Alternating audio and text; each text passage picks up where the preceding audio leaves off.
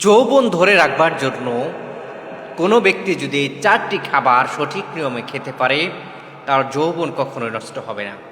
আজ দেখা যায় আমাদের দেশের ভিতরে অনেকেই এই যৌবন হারিয়ে হতাশ, এই যৌবনের জন্য কান্নাকাটি করে, এই যৌবনের জন্য বিয়েই করতে চায় না।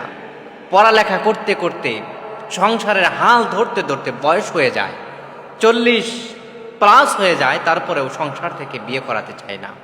প্রিয় গার্ডেনদেরকে বলবো, সন্তানদেরকে বিয়ে করিয়ে দেন।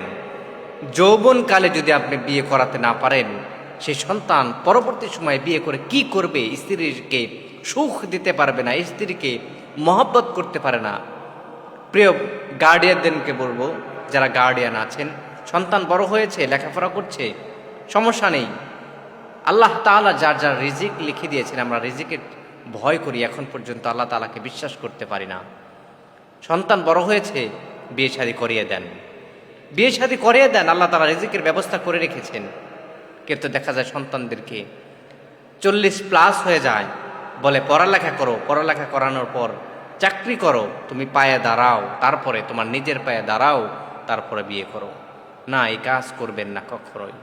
প্রিয় ভাই, আপনাদেরকে বলছি, যারা যৌবন ধরে রাখতে চান, তারা এই চারটি খাবার যদি সঠিক নিয়মে খেতে পারেন, আল্লাহ তাআলার রহমতে আপনার যৌবন অবশ্যই ফিরে আসবে। 1 নম্বর খাবার হচ্ছে 3 ফল। 3 ফলের কথা আল্লাহ পাক রব্বুল আলামিন সূরাতুল 3-এর ভিতরে বলেছেন।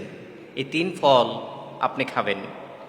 2 নম্বর হচ্ছে ভালো মানের খেজুর। আমাদের দেশে তো ভালো মানের খেজুর পাওয়া যায় না। ভালো মানের খেজুর খাবেন। সকালে 3টি করে খেজুর খাবেন বাসি পেটে যদি 3টি করে খেজুর খেতে পারেন, অবশ্যই আপনার যৌবনের কখনো ক্ষতি হবে না। যৌবন হারিয়ে গেলেও ফিরে আসবে ইনশাআল্লাহ। 3 নম্বর হচ্ছে প্রাকৃতিক চাকের মধুর যে এত গুণ রয়েছে, আমরা কল্পনাও করতে পারবো না। ভালো মধু আপনারা কিনে খাবেন অবশ্যই। 4 নম্বর হচ্ছে কালো জিরা আর মধু মিক্স করে খেলে যদি যৌবন হারিয়েও যায়, ওই যৌবন আবার পরবর্তী সময় ফিরে আসবে। প্রিয় ভাইয়েরা, যারা এই রোগে আক্রান্ত আছেন, আপনারা এই 4টি খাবার সঠিক নিয়মে খাবেন এবং অন্য জনেরও উপকার করবেন। বেশি বেশি আপনারা শেয়ার করে ইনশাল্লাহ।